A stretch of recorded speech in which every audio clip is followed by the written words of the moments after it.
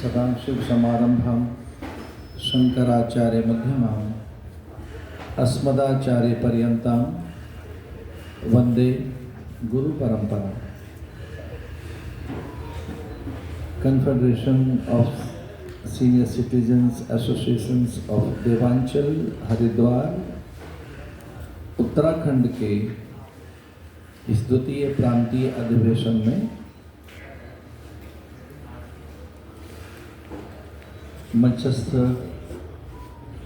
अत्यंत आदरणीय विभूति समूह में मेरे वाम पार्श्व में बैठे आदरणीय जस्टिस राजेश टंडन जी, मेरे दक्षिण पार्श्व में बैठे आदरणीय अपर मुख्य न्यायिक मजिस्ट्रेट श्री अविनाश कुमार श्रीवास्तव जी, इस वाम पार्श्व के एकदम प्रथम क्रम में बैठे आदरणीय doctor Sanjay Gupta ji, orthopaedic surgeon, Medanta hospital Noida. इसी क्रम में बिल्कुल प्रथम क्रम में वाम पार्श्व में बैठे आदरणीय डॉक्टर ब्रज प्रकाश गुप्ता जी, प्रांतीय अध्यक्ष। मेरे इस क्रम में दक्षिण पार्श्व में बैठे आदरणीय वरिष्ठ समाज सेवी जगदीश लाल पाहवा जी, आदरणीय उपेंद्र कुमार शर्मा जी, अत्यंत वरिष्ठ चिंतक विचारक महाराज कृष्ण रैना जी,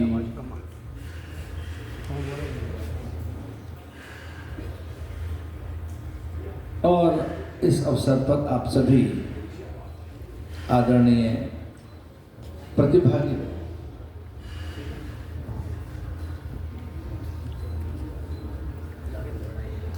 व्रत हमारे घर आंगन के तीर्थ हैं। व्रत हमारे जीवन की निधि और अमूर्त संपदा है। जीवन की निधि और संपदा की जब कभी चर्चा हुई है हमारी संस्कृति में, हमारे विचारक और मनुष्यों ने, ऋषियों ने जब कभी वृद्धों के विषय में अथवा वार्धक्य के विषय में विचार किया है, तब वृद्धों को देवतुल्य मानकर, उनको ईश्वरीय दूत मानकर, उनको देवता और पितरों का प्रतिनिधि मानकर पूजन करने का निर्देश दिया है। हमारी संस्कृति, हमारे धर्म ग्रंथ, विशेषकर हमारे पुराण और अत्यंत प्रामाणिक हमारा वैदिक वाङ्मय ये आदेशित करता है, ये निर्देशित करता है कि आपके जीवन में जो पूज्य हैं, और वो भी देव गणनाओं में जो अत्यंत प्रथम पूज्य हैं, वे देवता नहीं हैं, वे महद्गण नहीं हैं। लोकपाल, नवग्रह, घृत मातृका, षोडश मातृका, सर्वतोभद्र, स्थान देवता, कुल देवता, अथवा तो त्रिदेव ब्रह्मा विष्णु महेश, ये प्रथम पूज्य नहीं है। हमारी संस्कृति में प्रथम पूज्य माता और पिता ही है। देव गणनाओं में कहा गया मातृदेवो भव, पितृदेवो भव, आचार्य देवो भव। इस क्रम का कभी विस्मरण न हो, इस क्रम की कभी अवज्ञा न हो, इस पूजा और आदर के, अभ्यर्चना और उपासना के क्रम में कभी भेद न आए। तो ये एक स्पष्ट आदेश है। मैं इसे फतवा नहीं कह रहा हूं। हाँ, हो सकता है किसी भाषा में फतवा को आदेश भी कहते हों, पर ये तो एक बड़ा निर्देश है कि आप अपने वृद्ध जनों का अनादर न करें, और इनका पूजन करने से आयुर्विद्या यशोर्बलम, आयुर्विद्या यशोर्बलम, आयुष्य का केवल लंबी आयु नहीं, वो आयुष्य जिसमें आपके पास तन मन का स्वास्थ्य रहेगा, वैचारिक बल रहेगा, आप में आपके भीतर आपकी चित्त की एकाग्रता रहेगी, मन में निर्मलता रहेगी, आंतरिक बल मिलेगा, अतीन्द्रिय होंगे आपकी इंद्रियां उच्छृंखल नहीं होंगी, अनियंत्रित नहीं होंगी, आप में उन्माद आवेश नहीं आएगा, आप कभी भी परंपरा और सीमाओं को अथवा मूल्यों को विस्मृत नहीं करेंगे, अथवा तो उन वर्जनाओं का आपको ध्यान रहेगा। वर्जनाएं क्या है? वर्जनाओं करते कि क्या नहीं करना है, डूज एंड डू नॉट, करना क्या है और क्या नहीं करना है, इसका बल आएगा कहां से? जिसे विधि और निषेध कहते हैं। हमारी संस्कृति में ये दो बहुत बड़े शब्द हैं, विधि और निषेध। विधि का ये तो करना है आपको, इस विधि से करना है, और निषेध इसका ये नहीं करना है, डूज एंड डू नॉट। ये डूज एंड डू नॉट, विधि और निषेध की सामर्थ्य कब आएगी? तो हमारे शास्त्र कहते हैं जो वृद्धों का आदर करते हैं, जो वृद्धों के अनुशासन में रहते हैं, उनका अनुगमन अनुसरण करते हैं, और हाँ, उनका अनुशीलन करते हैं। हमें वृद्धों का अनुशीलन करना है, इसी को धर्म भी कहा है। धर्म यही है। कोई पूछे किस पंथ से चले, किस मार्ग से चले, किस विधि से चले, तो शास्त्र कहता है महाजनोयेन गत सपंथा। का पंथा, संस्कृत में का पंथा का अर्थ है कौन सा रास्ता, कौन सी विधि, करें क्या, कैसे चलें, कैसे देखें, जीवन का ढंग क्या हो, विचार कैसे करें, निर्णय क्या हो, कठिन परिस्थितियों में, विषमताओं में, प्रतिकूलताओं में हमारे पास संयम हो, धैर्य हो, विवेक हो, मानसिक संतुलन रहे, हमारे निर्णय सही हो सके, ये किस मार्ग से मिलेगा? का पंथा। तो महापुरुषों के मार्ग के अनुशीलन को ही पंथ बताया है। महाजनो येन गत सपंथा। तो हमारे शास्त्र ये कहते हैं कि ये विधि है, चार, इसको फॉलो करना है। इन चार को, कौन सा? वेद विहित शास्त्र सम्मत, तीसरा महज्जन द्वारा आचरित, और चौथा गुरु द्वारा उपदेशित। किम गुरु, ये चार चीजों को फॉलो करना है। एक है वेद विहित, दूसरा है शास्त्र सम्मत, और तीसरा है महज्जन द्वारा आचरित यानी वृद्धों का अनुशीलन, और चौथा है गुरु। अब ये गुरु कौन? माता पिता कोई गुरु बताए। हमारे यहाँ तो ऐसा कहा, पिता ही गायत्री देता है, पिता ही तो यज्ञोपवीत करेगा, पिता ही तो अनुशासन बताएगा। और शासन करना अगर आपको आ गया है स्वयं पर, तो फिर जय है, जीवन में फिर विजय है। शासनेति शास्त्र, शासनेति शास्त्र। शास्त्र कहते क्या है कि आप शासन करना सीखें स्वयं पर, यानी अनुशासित रहे। शासन कर रूल करना नहीं है, किसी को लाइक के किसी के रूलर नहीं है हम, कि हम रूल करेंगे दूसरों पर। शासन कर दिया प्रभुत्व से या नेतृत्व से नहीं है। शासन कर दिया ये नहीं है कि प्रशासकीय अधिकार मेरे पास आए। शासन का अर्थ है अनुशासन। अनुशासन, ये अनुशासन कौन सिखाएगा? माता पिता। हम सीखें कि किन से? माता पिता से और उनके माता पिता से।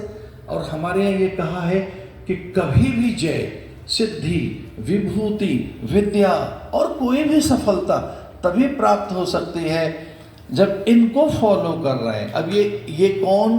ओम पुनंतो पितराः पितामह, ओम पुनंतो प्रपितामह, पुनंतो प्रपितामह, पवित्रेण शतायुषः। ऐसा आयुष मिलेगा आपको अगर इनको फॉलो कर रहे हैं। यही है, इनके पद चिन्हों पर चलना है। पिता, पिता के पिता के पिता के पिता के। अरे एक समय तो ऐसा था महाभारत काल में, कोई कहता ही नहीं था कि मेरा ये नाम है। वो कहता है मैं कौंतेय हूँ, मैं कुंती का पुत्र हूँ। हम तो पांडव हैं, हम पांडवों के पुत्र हैं। मैं राधे हूँ, मैं राधा पुत्र हूँ। राधे मैंने कर, आप कौन है जी? मैं तो रघुनंदन हूँ, मैं तो राघव हूँ, मैं अवधेश कुमार हूँ। राम अपना ऐसे परिचय देते हैं कि मैं मेरे पिता ये हैं, मैं दशरथ नंदन हूँ। आप कौन हैं? तो राम ने तो कभी नहीं कहा मैं राम हूँ। वो कहते मेरा परिचय मेरे पिता से है, मैं दशरथ नंदन हूँ, मैं यदुनंदन हूँ, मैं ब्रजेश हूँ, मैं यशोमती कुमार हूँ, मैं नंद लाला हूँ जी, मैं नंद का लाला हूँ। आप हैं कौन जी? मैं नंद कुमार हूँ, मैं तो यदुवंशी हूँ। आप कौन हैं जी? तो हम ऐसा कहते रहे हैं और अब तक कहते रहे। तो हमारी जो कोई पहचान है, हमारा व्यक्तित्व, कृतित्व, जो कुछ हमारे पास विद्या, विभूति, सामर्थ्य, शक्ति है, वो सब माता पिता की ही तो है। आज जो कुछ ऊंचाइयां हमारे हाथ लगी हैं, आज अगर प्रतिष्ठित हैं हम, कोई पद है, कोई संग्रह है, आज हमारी चर्चाएं हैं, अथवा हम शीर्षस्थ भी दिखाई दे रहे हैं, अथवा समाज में हमारा सम्मान है, या कि किसी समूह का हम नेतृत्व कर रहे हैं, अथवा तो हम कहीं एक ऐसे स्थान पर बैठे हैं कि बिल्कुल अलग दिखाई दे रहे हैं और वहाँ कोई अलौकिकता है, विलक्षण कोई वैभव हमारे पास है। ये सब जो कुछ है, ये सब हमारे माता पिता और उनके माता पिता और उनके माता पिता की कृपा का फल है। इसका कभी विस्मरण न हो। एक दूसरी बात और कहनी, ये रिटायर्ड शब्द जो है, ये कई बार तो मुझे दिखाई नहीं दिया रिटायर्ड पर्सन्स में, वो इतने सक्रिय दिखाई देते हैं। एक सच्ची घटना है, हमने किसी से पूछा कि आपके पिताजी को अब लगभग 5-6 महीने हो गए निवृत्त होते हुए, तो उनका मनोविज्ञान क्या है, उनकी बॉडी लैंग्वेज क्या है, वो करते क्या हैं। तो उन्होंने कहा कि इतने वो समय का पालन करने के अभ्यासी रहे, अथवा कार्य को उन्होंने अपनी पूजा माना है, कार्यालय कोई अपना देव मंदिर माना है, तो आज भी उतने ही बजे वो सूटेड बूटेड होकर निकलते हैं घर में और पार्क में चले जाते हैं, मित्रों के पास चले जाते हैं, फुल ऑफ एनर्जी। भाई कहीं कोई 55 में रिटायर हो रहा है, कहीं कोई 58 में, कहीं 60 है, 62 है। अरे 70-75 साल की उम्र है काम करने के लिए। मेंटली फिट रहता है भारत का। हाँ, जितने आघात भारतीय वृद्धों के, वृद्ध तो मुझे नहीं कहना चाहिए, जो एल्डरली पीपल, क्षमा कीजिए, मैं वृद्ध कभी नहीं कहता हूँ, elderly people, you are elderly and age wise I am also elderly. I'm also like retired, you know. I'm also this senior citizen. Look at you, if you see my certificate and अगर आप देखें और मुझसे पूछें, if you ask my age, then I'm also senior citizen. लेकिन मैं तो काम करना चाहता हूँ. No, of course, but you are looking very, very handsome. Mr. Rana, you are mentally fit, emotionally fit, you are socially fit. Even then you are not only socially, emotionally, no, you are not only economically. What I am saying, you are very fit religiously, very, very fit spiritually. You are very, very fit socially. And your fitness, I am seeing your fitness here. You are 100% fit. Social, that's why you are leading this meeting. And you are, of course, you are the leader. You are our president. तो मैं ये कहना चाह रहा था कि ये जो बात कह दी जाती है, अभी रिटायर्ड लग रहे हैं हमारे जैसा, हाँ बताइए, he is very fit. तो मैं एक और निवेदन कर रहा हूँ, पता नहीं मैं फिजियोलॉजिकल एनाटॉमी और फिजियोलॉजी की 2 मोटी पुस्तकें मैंने फर्स्ट ईयर में पढ़ी हैं. I was medical student. वो क्या पढ़ाई होती थी हमारे सामने, ये पोथे डॉक्टर्स बैठे हैं, डॉक्टर क्या इतनी मोटी एनाटॉमी एंड फिजियोलॉजी. और अब मैं इसमें एक नई बात कहने आया हूँ मिस्टर राणा, मैं एक नई बात कहने आया कि भारत सरकार को ये एक पॉलिसी लेके आनी चाहिए कि 60 के बाद आदमी काम करने के लिए तैयार हुआ है, वो बहुत ही प्रोडक्टिव है, बहुत क्रिएटिव है, और वो इतना वेल कनेक्टेड है, उसके कनेक्शंस हैं, उसके पास अनुभव है, उसके पास बहुत बड़ा अनुभव है. तो भारत सरकार को इस बात पर विचार करना चाहिए कि जिनके पास अध्ययन है, अनुभव है, प्रशासनिक अनुभव है, जुडिशरी के अनुभव है, ब्यूरोक्रेसी के अनुभव है, अथवा तो उनके वो टीचर्स रहे या वो व्हाटएवर जो भी वो करते रहे हैं, उनकी प्रतिभाओं का वो लाभ लें. हाँ जो उनकी पोटेंशियल है, तो ये अच्छा, ये हमने वेस्टर्न वर्ल्ड में देखा है। अच्छा वहाँ तो ये वहाँ कोई रिटायर्ड एज ही नहीं। अमेरिका में कोई रिटायर्ड नहीं होता है, कभी भी नहीं। अमेरिका के किसी ऑफिस में कोई रिटायरमेंट की एज है ही नहीं। वहाँ रिटायरमेंट का कोई कॉन्सेप्ट नहीं है कि आज आप रिटायर हो गए। हो सकता है 30 साल लड़के को 30 साल लड़के को चेक दे दें कभी, हरिओम बाय हो गया मिस्टर मैथ्यू, नो मोर, ये पकड़ो। अमेरिका में there is no any retirement age in America, even then in Europe also, even then कहीं भी। मैं तो हो सकता है इधर तो हो, साउथ ईस्ट एशिया में तो हो सकती है, पर जहां बिल्कुल नहीं है रिटायरमेंट की एज, वो है देश चाइना, वो है जापान। आप कल्पना कर सकते हैं वो कितना काम कर रहे हैं।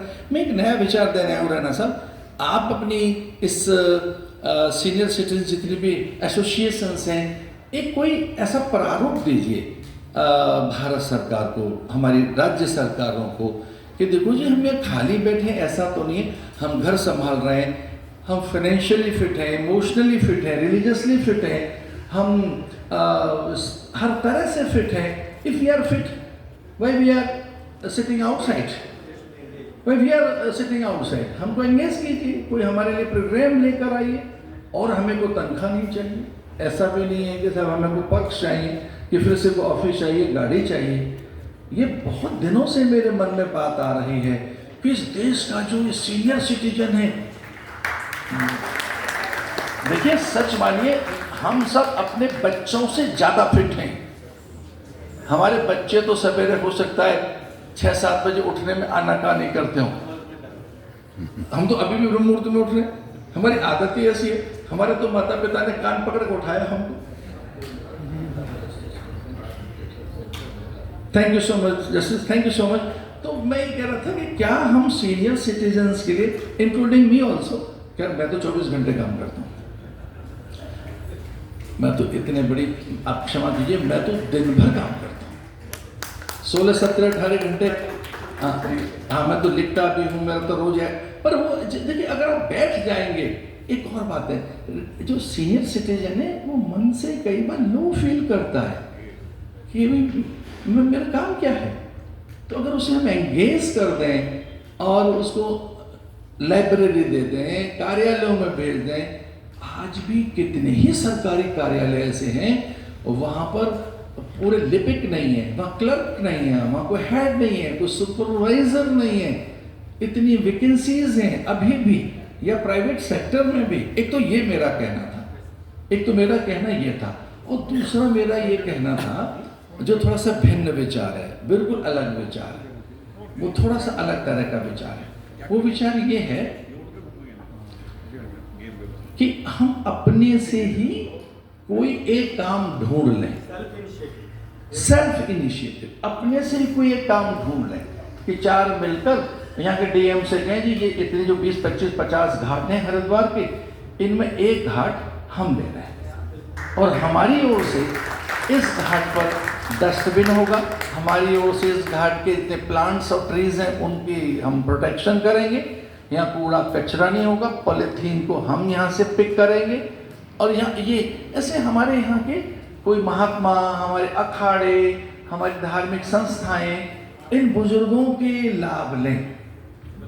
इन सीनियर सिटीजन का भी हमारे अखाड़ों में, हमारी संस्थाओं में। तो यहाँ के लोकल अथॉरिटीज को आप कह सकते हैं, यहाँ के मुख्यमंत्री को ज्ञापन दीजिए, चीफ सेक्रेटरी आनंद वर्धन जी से कहिए जी आप हमारे डीएम रह चुके हैं, काम लगाइए हमारा को, हमें तो तनख्वाह नहीं चाहिए। एक अंतिम बात, हाँ एक अंतिम बात और कह रहा था, इतना प्रेशर है सीनियर सिटीजन पर, बहुत प्रेशर है। वो उस समय का अपने माता पिता से और स्वयं के जीवन से बच्चों से कंपैरिजन करते हैं। बिल्कुल मत कीजिए, गुड, लेट देम फ्री। बच्चों को बिल्कुल ज्यादा टोका टाकी करोगे हाथ से निकल जाएंगे। सच मानिए, बच्चे वो नहीं है जो हम बच्चे थे। हम अपने माता पिता के सामने, ताऊ चाचा के सामने, गली मोहल्ले के बुजुर्ग के सामने घबराते थे निकलने, हम देख नहीं सकते थे। और तो अगर अध्यापक हमारे सामने आ गया, हमारा हाल क्या हो जाता था प्रिंसिपल को देखकर। आज वो बात तो है ही नहीं। तो हम बहुत अपेक्षाएं न करें। मैं वृद्धों से हाथ जोड़कर एक बात कर रहा हूं, आज से सारी उम्मीदों को एक कोने में रख दीजिए। बहुत अपेक्षाएं मत करिए बदलाव की, परिवर्तन की, रूपांतरण की। हमें एडजस्ट होना है, हमें एकोमोडेट करना है। और एक ही पंक्ति लेकर आया था मैं, है बहुत पुरानी पंक्ति, परिवर्तन स्वयं में, अन्य में नहीं। परिवर्तन स्वयं में, अन्य में नहीं। अगर कुछ बदलना है तो टोकना नहीं है उसको। Change in self, not others. हम चेंज के लिए दूसरों को टोका टाकी न करें, तुम ऐसा करो, ऐसा वैसा करो। अच्छा, वृद्धों में ये दिक्कत है हल्की सी, वो अभी भी चेंज चाहते हैं, वो परिवर्तन चाहते हैं, वो बहुत ही एक ऊपर के दर्जे की चीज चाहते हैं, वो परफेक्शनिस्ट हैं। You are perfectionist. अरे आपकी टाई कोट में देख तो रहा हूँ कितना अच्छा, आपकी हेयर स्टाइल, हर वृद्ध कितना सुंदर दिख रहा है। भाई हो सकता है कि आपको भी बैक हो, फ्रोजन शोल्डर हो सकता है कि साइटिका हो सकता है ब्लड प्रेशर हो, पर भैया आपकी स्माइल तो ये बता रही है कि आप यंग लोग बैठे हुए हैं। तो स्माइल ये बता रही, अपेक्षा नहीं करेंगे, हमें कोई किसी से अपेक्षा नहीं करनी है, सब परिवर्तन लाइए, न किसी में नहीं। वृद्धों को एक ही बात याद रखनी है, सीनियर सिटीजन को एक बात याद रखनी है कि हम परिवर्तन अगर चाहते हैं अपने से करें, एक इनिशिएटिव ले लें। और बहुत बहुत धन्यवाद। बात तो बहुत कुछ कहने को है। हमारे आचार्य रैना जी हैं जो नई नई पॉलिसियां बनवा सकते हैं, भाई कुछ नए काम लाओ। और आप में से अगर जज साहब बैठे हैं तो लीगली सपोर्ट करें हमारे कम्युनिटी को। रेलवे कंसेशन रेस्टोर करते हैं, सीनियर सिटीजन को रेलवे कंसेशन नहीं होता। देखो, इतनी रेलवे का कंसेशन तो होना ही चाहिए।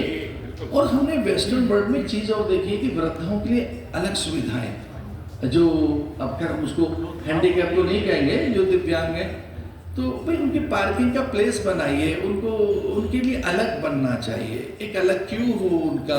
इवन देन एयरपोर्ट पर, बस स्टेशन, रेलवे स्टेशन पर भी कि वो सीनियर सिटीजन का क्यू है, ये उनको एक्सेस मिलेगा, वो फर्स्ट प्रायोरिटी उनको मिलनी चाहिए। और अथवा तो उनके ये अधिकार है, उनके पास बनेगा, पास उन्होंने लगा रखा है, तो हम उनको रिकॉग्नाइज करें, उनको रिस्पेक्ट दें और उनके अधिकारों के लिए सामने आए। चूँकि और बहुत सी बातें रैना जी आप जानते हैं, कई बार तो वृद्धों को यही नहीं पता, कई सीनियर सिटीजन को, हमारे अधिकार क्या है, अधिकार क्या है, we are not so aware. हमारे भारत में जागरूकता है ही नहीं। हो सकता है कि भारत सरकार ने कुछ हमारे लिए सुविधाएं दी हों, अथवा तो कुछ हमारे अधिकार हों, मानव अधिकारों में हो सकता है सीनियर सिटीजन्स के लिए कुछ हो प्रावधान, पर अगर ऐसा कुछ है तो उनको बताएं। तो हमारे गुप्ता जी को मैं धन्यवाद देता हूँ, वो बार बार मेरे पास आते हैं, वो मैं सच में बहुत ही धन्यवादी हूँ। आपके मन में मेरे लिए बड़ा आदर है, पर मेरे मन में भी आपके लिए बड़ा आदर है। गुप्ता जी, आपके मन में मेरे लिए आदर है, मेरे मन में भी आपके लिए बड़ा आदर है। हमारे पहावा जी को मैं हर जगह देखता हूँ, कोई कार्यक्रम ऐसा नहीं होगा हरिद्वार का जहाँ पहावा जी न पहुँच जाए। वो अंग वस्त्र लेकर, कोई पिक्चर लेकर, कोई लिटरेचर लेकर, उनके बुके के लिए मैंने तो पहावा जी को बुके मैन घोषित किया है। Pahwa ji means the flower man and the smiley person and the bouquet man. वो जाएंगे खाली हाथ नहीं जाएंगे, बुके लेके जाएंगे। और अब तो खैर संपन्न भी हैं, आप तो अफोर्ड भी कर सकते हो। लेकिन ये है कि हम सीनियर सिटीजन जितने भी हैं, हम बड़े काम की चीज़ें ना, हम बेकाम की चीज़ नहीं है। हम रिटायर होने के बाद हम किसी ऐसा नहीं रहे, किसी काम के नहीं रहे, हम तो बहुत काम के हैं। तो अगर एक दूसरे को इंस्पायर करें तो एक बेस्ट कम्युनिटी, एक बेस्ट सोसाइटी, एक बहुत बढ़िया समाज का निर्माण किया जा सकता है। और मुझे धृष्टता के लिए क्षमा कर देंगे, मेरी एक दो और छोटे छोटे कमिटमेंट्स हैं, तो उनके लिए मुझे क्षमा कर देंगे, मुझे जाना होगा। मुझे आपने आमंत्रित किया, धन्यवाद। आज मैं as a acharya, as a Mandaleshwar acharya और एज ए सन्यासी नहीं आया हूँ, आज मैं एज ए सीनियर सिटीजन आया हूँ। गुड।